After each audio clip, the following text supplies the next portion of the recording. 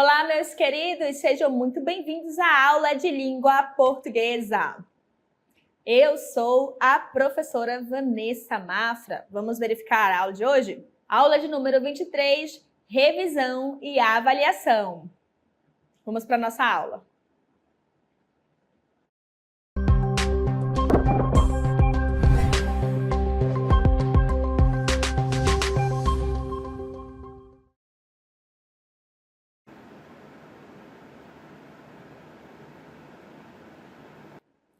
Muito bem, vamos falar sobre a resenha. A resenha tem dois tipos. Vamos verificar aí. Vejam só, nós temos a resenha resumo, que nós conhecemos como resumo, tá? E aí, ela é um texto que sintetiza o objeto a ser resenhado sem julgamento de valor, sem crítica ou apreciação do resenhador, tá? Trata-se de um texto informativo, descritivo, que apenas resume as informações básicas para o conhecimento do leitor, ouvinte ou assistente, tá? Então, a resenha resumo, ela vai dar apenas informações básicas para o leitor, certo? Aí nós temos a resenha crítica. Vejam só aí a resenha crítica. A resenha crítica, ela pode vir somente como resenha ou simplesmente crítica, tá? Tem que ter atenção aí. A resenha crítica é um resumo comentado, uma apreciação crítica sobre determinada obra ou fato. Ou seja, além de fazer o resumo, ela vai acrescentar uma avaliação, tá? Um julgamento de valor, uma apreciação, uma crítica sobre o que está sendo resenhado, certo? Muito bem. Então, agora eu vou falar para vocês um passo a passo de como fazer uma crítica. Vejam só. Olha só, na estrutura, né, como todo e qualquer texto, ela tem que ter começo, meio, fim. Ou seja, introdução, desenvolvimento e conclusão. E aí, ó, nós temos que ter a apresentação do objeto, que vai conter seu título, o autor e o tema geral. Outra situação que tem que ter, descrição dos aspectos positivos e negativos da obra. Estou falando obra, mas pode ser pode ser um livro, um objeto, enfim, tá? E aí tem que ter a avaliação geral do objeto, que pode, né? Que pode não aparecer em partes delimitadas do texto ou não aparecer explicitamente, tá? Então tem que tomar cuidado aí, que na hora de você produzir, tem que ter essa questão aí, tá? De mostrar aí que pode ser que essa avaliação esteja de forma explícita ou não. Outra coisa, indicação do objeto a quem mais interessa o seu consumo. Então, ali você tem que focar para quem você está resenhando, não é? Então, ali tem que ter essa delimitação também, certo? Muito bem. Então, vamos lá. Agora que a gente já viu aí um passo a passo do que tem que ter em uma resenha, ouçam agora um texto. Vejam aí. Crítica de Robledo Milani sobre o filme Interestelar. Passamos tanto tempo olhando para as estrelas, tentando entender nosso lugar no espaço, que esquecemos de olhar para baixo e buscar compreender nossa real função na Terra. Essa frase, dita em um dos momentos cruciais de Interestelar, resume com exatidão a premissa básica do épico espacial dirigido por Christopher Nolan. Estamos num futuro não muito distante, em que os exércitos não existem mais e a grande preocupação da humanidade é produzir comida suficiente para alimentar os sobreviventes. O ensino superior é uma realidade cada vez mais restrita e fazendeiros são os responsáveis pela mão de obra mais valiosa da sociedade. Afinal, são eles que seguem plantando e gerando o alimento cada vez mais valioso. Essa é a atividade profissional de Cooper, Matthew McConaughey, um ex-piloto que abraçou a vida no campo após ter ficado viúvo, preocupado com o futuro dos 2 filhos. E será justamente por causa dessa consciência que ele será levado a tomar a decisão mais difícil de toda a sua vida. Christopher Nolan declarou em mais de uma ocasião que sempre sonhou fazer um filme no espaço. Após reverter a ordem das narrativas convencionais, Amnésia 2000, revelar os segredos mais íntimos dos ilusionistas, O Grande Truque 2006, invadir o mundo dos sonhos, A Origem 2010 e apresentar o herói necessário aos tempos de hoje, trilogia Batman, O Cavaleiro das Trevas, ele finalmente conseguiu realizar este antigo desejo. Muito bem, então vocês viram aí a crítica, né, sobre o filme Interestelar. E perceberam que a crítica fala ali coisas até positivas, certo? Fala quem foi que escreveu, quem participa, a história, né, que é a questão dos recursos naturais da Terra já estão ficando escassos, então pessoas são enviadas para outros países para encontrar a vida, né, para não acabar a humanidade. Certo? Agora vamos verificar a avaliação final dessa crítica. Vejam só. Vejam o que o resenhador falou, né? Ele diz que Interestelar é grandioso, solene e emocionante, mas também sabe ser direto, preciso e objetivo em suas aspirações, elementos imprescindíveis que o fazem ser uma obra absolutamente completa. Olha só a avaliação. Só pela essa avaliação final, a gente já pode dizer que é positivo, que ele indica, né, assistir a este filme. Perceberam que quando eu dei um passo a passo, eu falei para vocês que talvez essa avaliação pode não estar explícita. Nesse caso, ele deixou inclusive separado, então tá bem explícito, não tem como não saber qual a avaliação, qual o posicionamento dele em relação ao texto. Certo? Então é positivo, que ele diz lá que ele é grandioso, né, direto. Inclusive, esse filme, ele serve como base até mesmo para os cientistas, de tão bem feito que ele foi feito, né? Ele é muito excelente. Quem ainda não assistiu, vale a pena assistir, certo?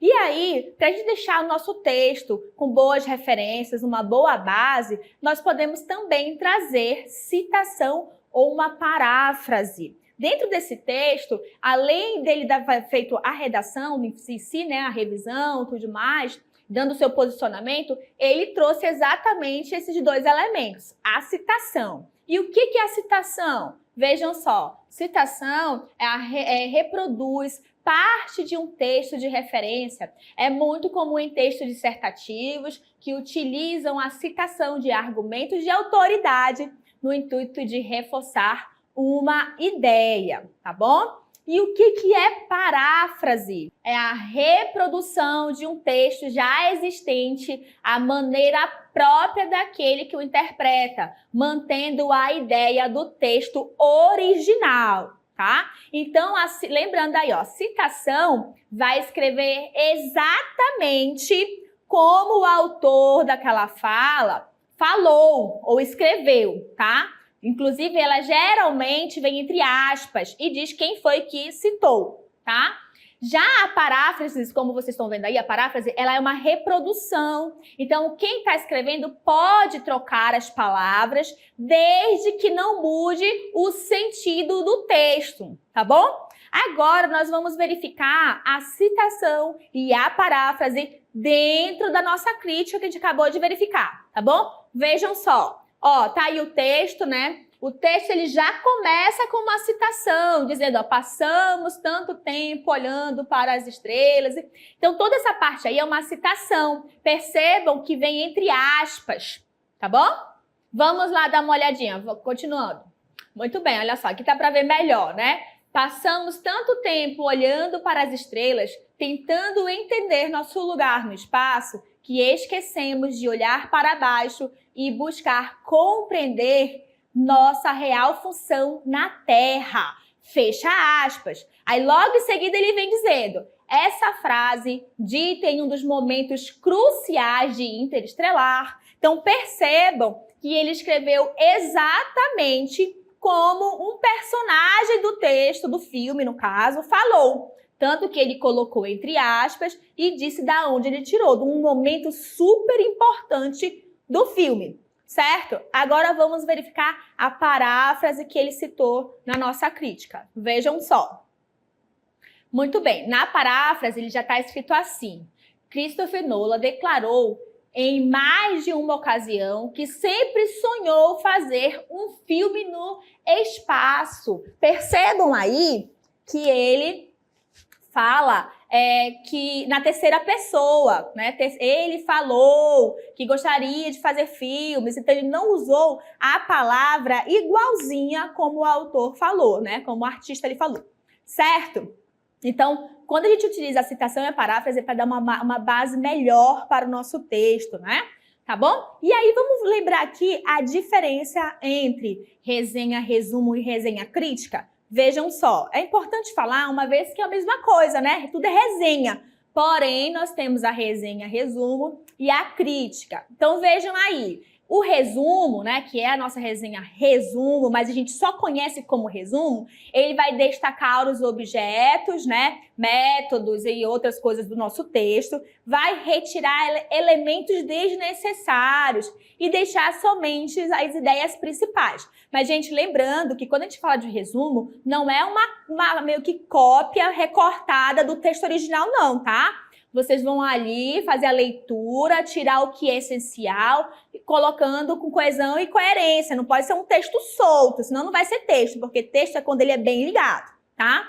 Já a resenha crítica, vejam aí. A resenha crítica, ela vai apresentar dados do autor da obra, resumo da obra, bem parecido lá com o resumo. O que vai diferenciar é que nela eu vou ter um posicionamento, apresentação da minha opinião, uma recomendação, uma avaliação do conteúdo que eu estou resenhando, certo?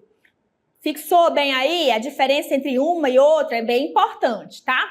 E como a gente está falando aí de uma resenha crítica que tem que ter um posicionamento, vamos falar então também de modalização. Olha só, a modalização, gente, ela expressa o modo como o sujeito defende a sua ideia, né? O seu ponto de vista, tá bom? Então, quem é o sujeito? É quem está escrevendo, é quem está falando, é quem está defendendo ali, certo? Então, modalização expressa o modo como o sujeito defende seu ponto de vista, tá? Aí agora eu vou pedir para vocês acompanharem, tá? Uns fragmentos que a gente extraiu do livro Liberdade de Expressão e os Direitos da Criança e Adolescente, que reúne vários artigos de diferentes autores, tá? Que foi publicado pela Secretaria Nacional de Justiça. Então, fiquem atentos aí, olha só.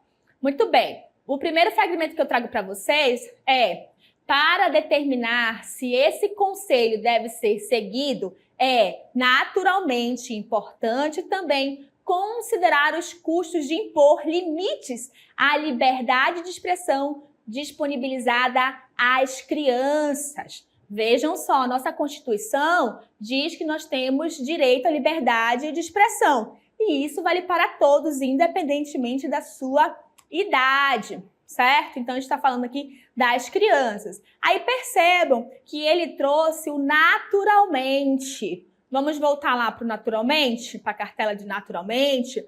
Muito bem, vejam que naturalmente é um advérbio, tá bom? Ele é um advérbio e ele está reforçando a ideia do nosso autor. Ele dá uma certeza dessa informação, certo? Onde o subjetivo é explícito, tá? Pelo nosso autor. Então, é bem evidente. E aí, para ele fazer essa confirmação, ele utilizou uma expressão adverbial, que é o naturalmente. Ok? Vamos para mais um fragmento aí, vejam só.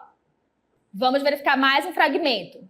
Mas existem outros dois verbos, que são os verbos buscar e receber informações. Aí também está o direito de uma interação qualificada da criança e do adolescente com as várias plataformas midiáticas, sejam elas quais forem, e evidentemente estamos também diante do direito dessas crianças de falar e de participar da construção das políticas públicas. Muito bem, agora nesse texto aí, o que está sendo destacado é o evidentemente, tá? O evidentemente também é um advérbio e ele ali novamente está reforçando a certeza da informação, se comprometendo com o seu argumento, tá? Lembrando que a modalização é aquele comprometimento como o escritor, que a gente chamou de sujeito, se comporta quando ele está ali dando a sua opinião, argumentando. A gente pode argumentar de diversas formas. E será que no meu argumento eu me comprometo o suficiente para mostrar que eu acredito naquilo e que você pode, vamos dizer assim, ir na minha? Né? Pensa como eu que eu estou certo? Então é importante, percebam que os advérbios estão auxiliando a dar essa certeza e comprometimento do autor diante dos argumentos dele, certo? Vamos dar continuidade? Muito bem, vejam aí, mais um fragmento. A questão é que temos a liberdade de nos expressar e ninguém poderá te proibir de fazer antes que você publique. No entanto, as garantias que a nossa Constituição nos traz servem para responsabilizar aqueles que ultrapassaram os limites da liberdade de expressão. Os indivíduos podem e devem ser responsabilizados pela prática de atividades ilícitas e não podem se esconder atrás da bandeira da liberdade de expressão. Muito bem. Então, aqui, vamos voltar aqui um pouquinho o nosso texto. Nós temos aqui o verbo ter, né? Percebe que o verbo ter está na primeira pessoa do plural. Por que ele utilizou o verbo ter, né, na primeira pessoa do plural? Porque ele está se comprometendo, está mostrando ali que ele faz parte do que ele está dizendo, que todos nós temos que nos expressar, todos nós temos essa liberdade. Então, ele se inclui, não é apenas você, certo? Vamos lá aqui agora. Aí ele fala, no entanto... No entanto, ele está falando o quê? Ele vai introduzir uma quebra de expectativa, uma questão de contrário, tá bom? E aí ele fala assim, responsabilizar, que é o nosso verbo, certo? O nosso verbo mostra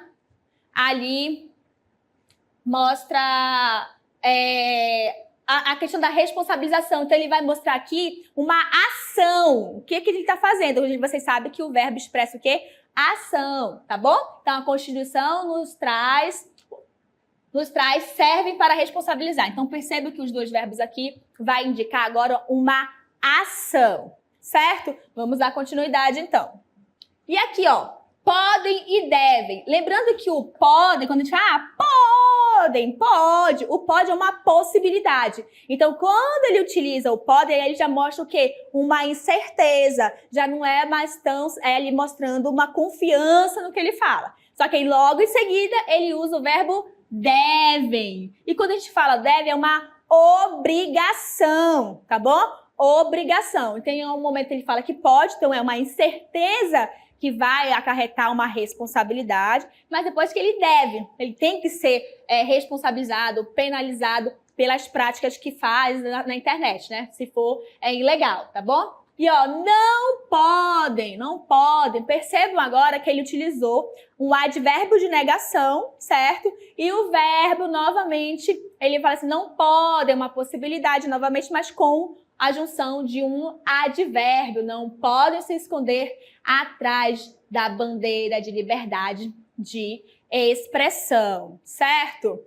Falamos, então, sobre a resenha, né? Nós já vimos que a resenha são dois tipos de texto, e pode ser resenha-resumo ou resenha crítica. A resenha-resumo só vai falar o que é essencial do nosso texto, não vai se posicionar, enquanto a resenha crítica tem posicionamento. E os modalizadores entram ali quando a gente vai se posicionar, porque eles vão mostrar o nosso grau de comprometimento com o texto, com os nossos argumentos, a nossa base, tá? E aí eu citei também para vocês sobre a citação em paráfrase, porque vai dar melhor base e credibilidade para o nosso texto, certo? Gente, eu espero que vocês tenham gostado e até a próxima. Tchau, tchau!